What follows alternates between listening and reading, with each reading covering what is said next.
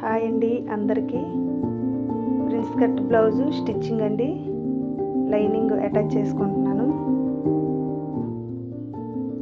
Gum పెట్టి కూడా attach చేసుకోవచ్చు.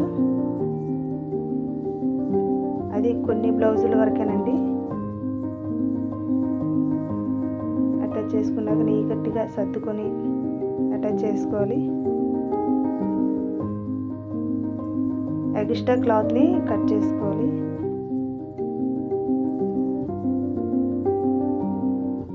కట్ చేసుకున్నాక ఫోల్డ్ చేసుకోవాలి. ప్రిన్స్ కట్కి మార్క్ చేసుకున్నాం కదండి, అది కట్ చేసుకోవాలి.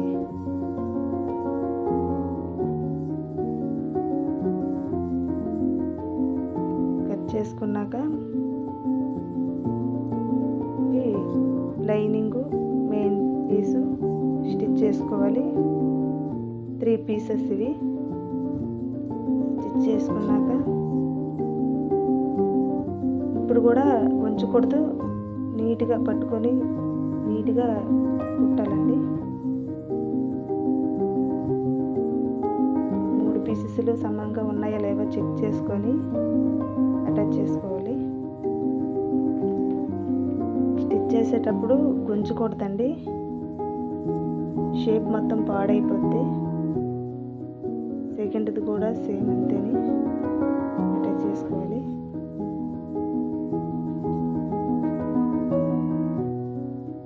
మీకు ఇక్కడ గుంజినట్టు కనిపిస్తుంది కదండి, కొంచెం స్పీడ్లో పెట్టడం వల్ల అలా కనిపిస్తుంది.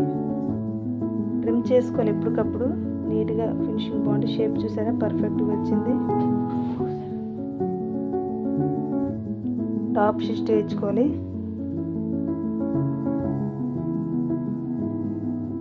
ఫ్రంట్కి పైపింగ్కి చిన్న క్లాత్ ఫోల్డింగ్ చేసుకొని అటాచ్ చేసుకోవాలి.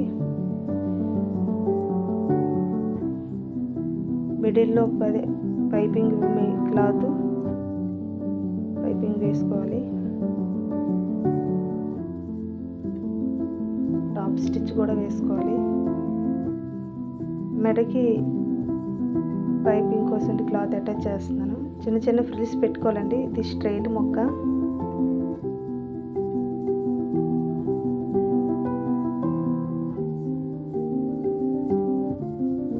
కట్స్ ఇచ్చుకోవాలి. నీట్గా పైపింగ్ టర్న్ తిరుగుతుంది, నీట్గా కనిపిస్తుంది ఫినిషింగ్. స్టిచ్ పైన పైపింగ్ థ్రెడ్ పెట్టుకొని పైపింగ్ వేసుకోవాలి. సన్నంగా నీట్గా వస్తుంది పైపింగు.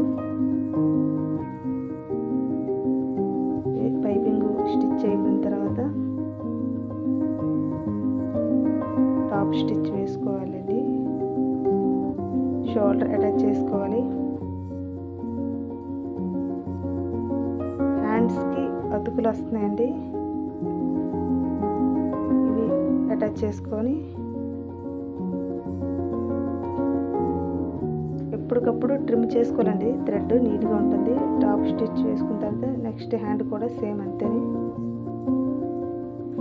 టాప్ స్టిచ్ చేసుకున్నాక హ్యాండ్ పైపింగ్కి క్లాత్ అండి రెడీ చేస్తున్నాను. ఇది ఇన్విజిబుల్ స్టిచ్ చేస్తున్నానండి హ్యాండ్కి.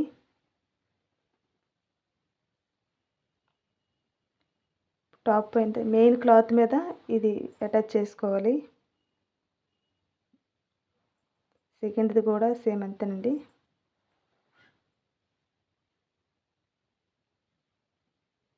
లైనింగ్ పైన పెట్టుకొని స్టిచ్ చేసుకోవాలి.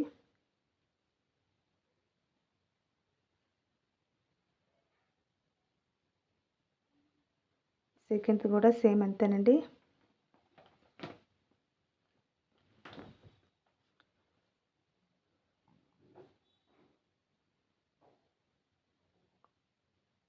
పైన టాప్ స్టిచ్ వేసుకోవాలి.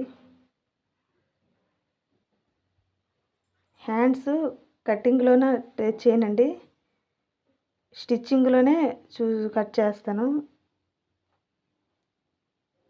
లోతు కూడా స్టిచ్చింగ్లోనే చేస్తానండి. పైన లైనింగ్ను మెయిన్ పార్ట్ అటాచ్ చేసుకోవాలి.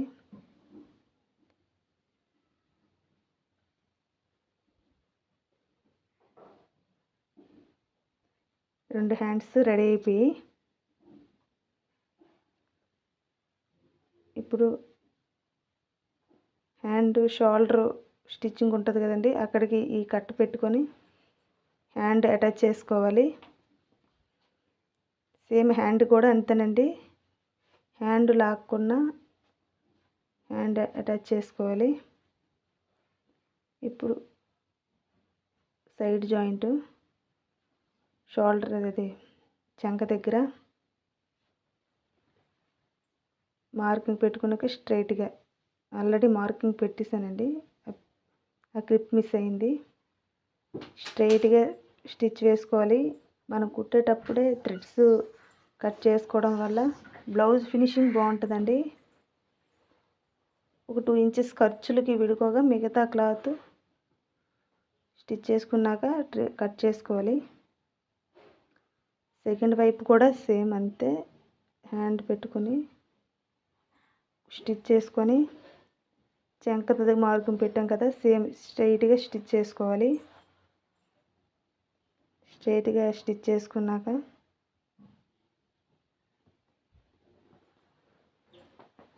ఇది కూడా ఎక్స్ట్రా ఖర్చులు ఉంటే కట్ చేసుకోవాలి. చూసారు కదా, ప్లస్ మార్క్ వచ్చింది. బ్లౌజ్ అండి, బ్యాక్ స్టిచ్చింగ్ మిస్ అయిందండి. పైపింగ్ చూసారా, చాలా నీట్గా వచ్చింది. ఫ్రంట్ కూడా బాగుంది. నా ఛానల్ని కొత్తగా ఎవరో చూస్తే లైక్ చేయండి, షేర్ చేయండి, సబ్స్క్రైబ్ చేయండి. థ్యాంక్స్ అండి.